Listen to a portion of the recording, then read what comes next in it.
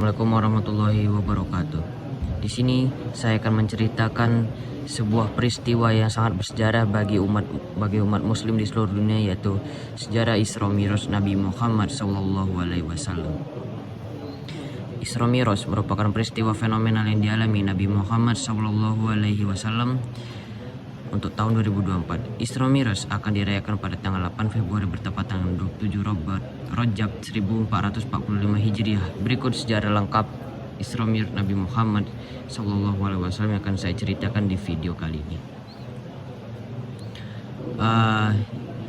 Kalangan utama masih berpendapat tanggal pasti terjadi Isra Mi'raj. Ada yang berpendapat bahwa Isra Mi'raj terjadi pada 27 Rajab, 6 bulan sebelum Hijriah, setahun sebelum Hijriah, hingga 5 tahun sebelum itu sebagai Rasulullah.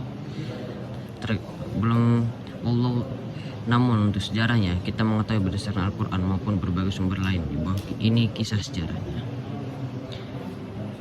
Kisah yang bermula ketika beberapa malaikat yakni Jibril, Mikail dan satu malaikat lainnya datang menghampiri Nabi di kediamannya sebagaimana dilihat.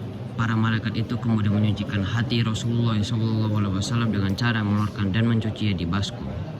Setelah mengembalikan hati itu pada tempatnya, malaikat Jibril datang sembari membawa buruk. Kemudian Nabi Muhammad menungganginya. Buruk digambarkan sebagai hewan putih yang panjang, ukuran lebih besar dari kedelai, tetapi lebih kecil dari pohon. Nabi Muhammad SAW menungganginya hingga tiba di Baitul Masjid Aqsa. Di sana buruk diikat dengan tali di pintu masjid. Kemudian Nabi masuk dan mendirikan sholat 2 rakaat. Setelah keluar, malaikat Jibril mendatanginya dengan 2 bejana yang berisi khamr dan air susu. Lantas Nabi memilih bejana berisi air susu. Menanggapi hal tersebut, malaikat Jibril berkata, "Engkau telah memilih yang sesuai fitrah." Dan di sini sejarah Mi'raj naik hingga ke hadapan Allah Subhanahu wa taala. Berdasarkan buku Sirah Nabawiyah karya Syekh Syafiur Rahman Al-Mubarfuri, masih dalam malam yang sama Nabi Muhammad SAW memulai perjalanan Mi'raj. Beliau naik bersama Jibril menuju langit dunia. Setelah Jibril minta dibukakan pintu langit, maka pintu tersebut dibukakan.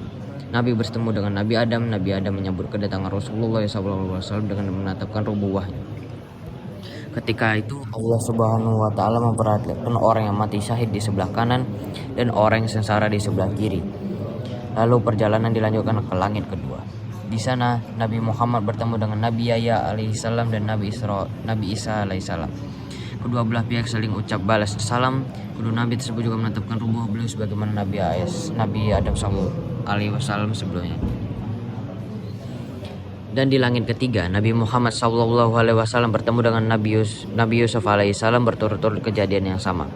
Kedua belah pihak saling berbalas salam. Tiap-tiap nabi juga menetapkan rubuh Rasulullah SAW.